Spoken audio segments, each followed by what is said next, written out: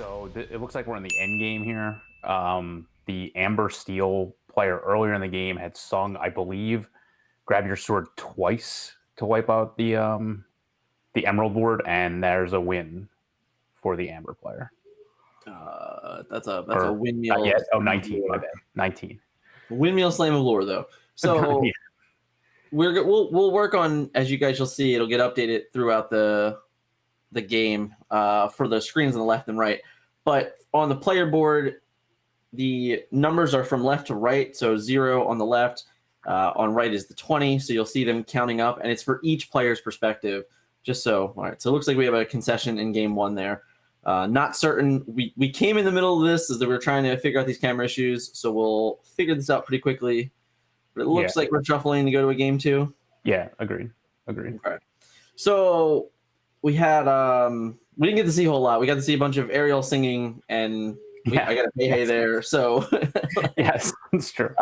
This is a deck that we're definitely expecting to see today, though, right? This Amber Steel aggressive mid-rangey kind of aggro deck.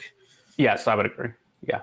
It was just released, I think, yesterday that there were some stats that came out that this was one of the more decks that kept going up in percentage of being played on online avenues.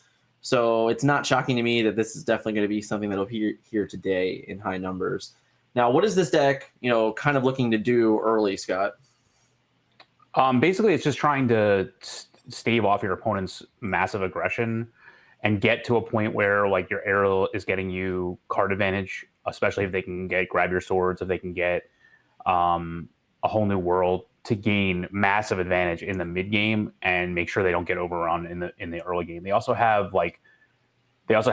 Stitch New Dog and a Stitch Rockstar. And then they have Rapunzel. So it's basically just Amber good stuff, but followed up with a lot of the steel removal. Right. So I think it's a very, very strong mid-range deck. So if it can win in the mid-range and not let the more controlling decks get to the late game, I think it has an advantage over the aggro deck. So to me, this is the mid-range deck of, if you think about the typical pyramid of mid-range aggro and control.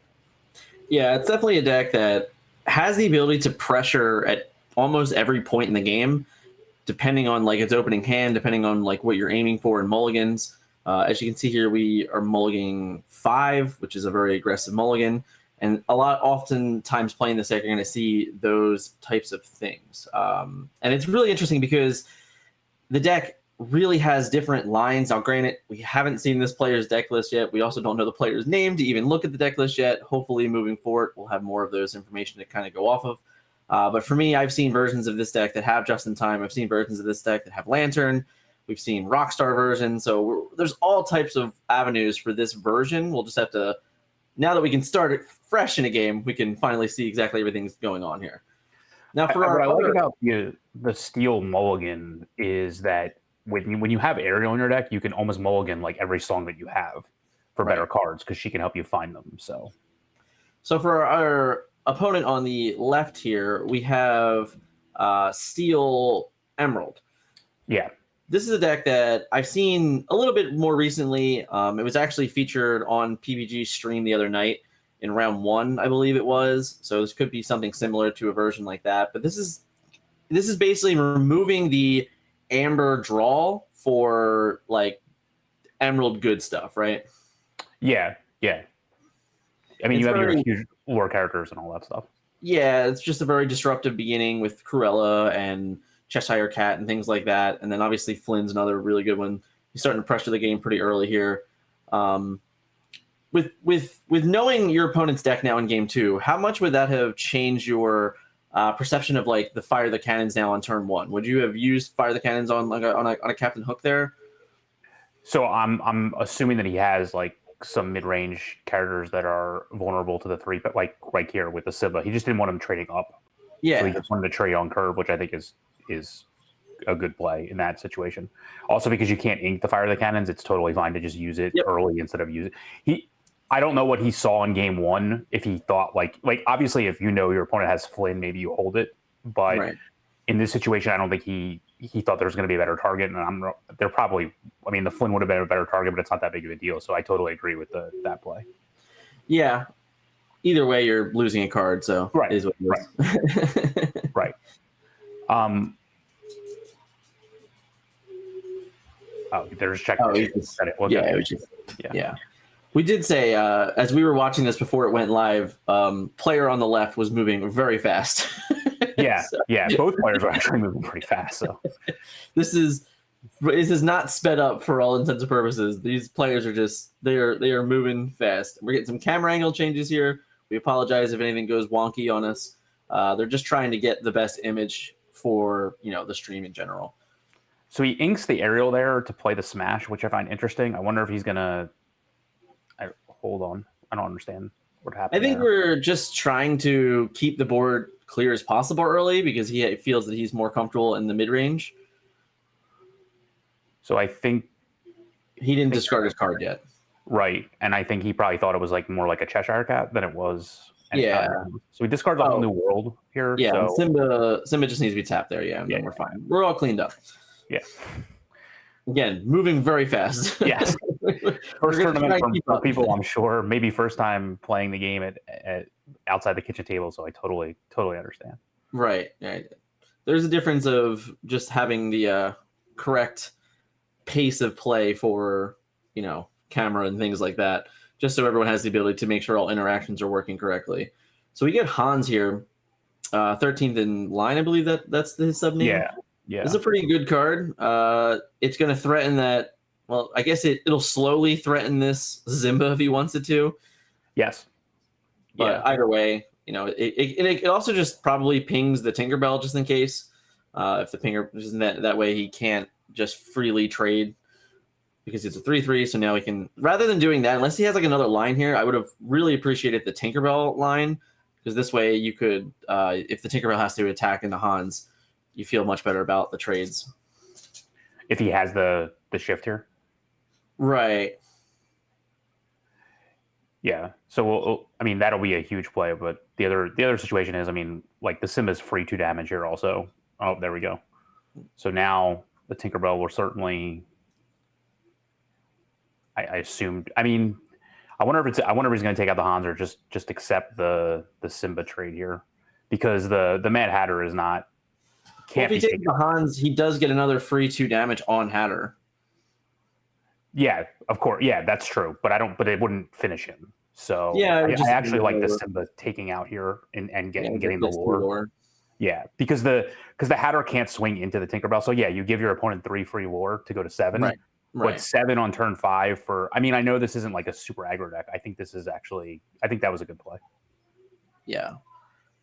We are catching up. Because he's facing against Steel, so chances are he could have a grab your swords, and then the Simba gets absolutely no value.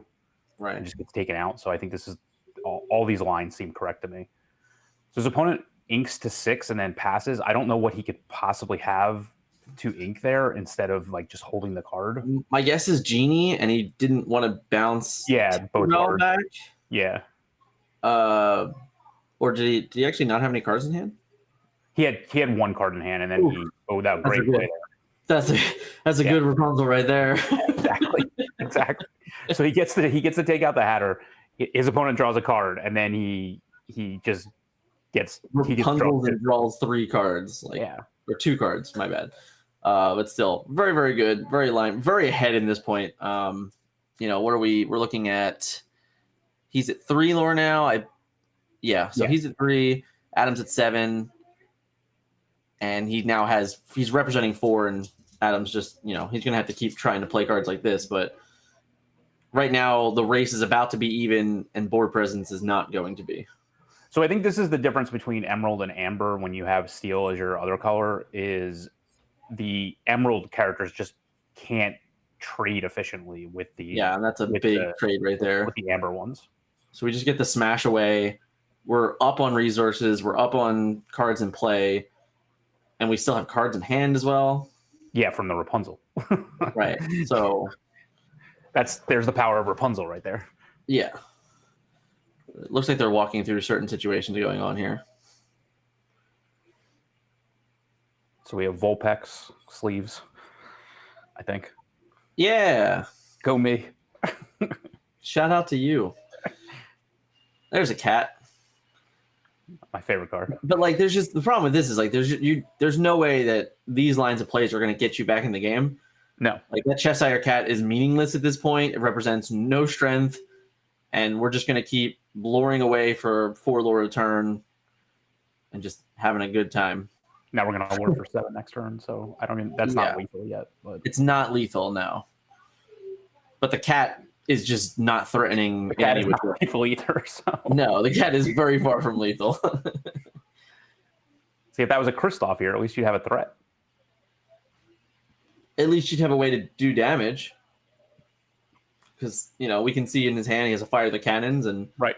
we could have got something off the board. That's not going to happen now. No. We're just going to be very far behind. It looks like he has grab your swords, fire the cannons.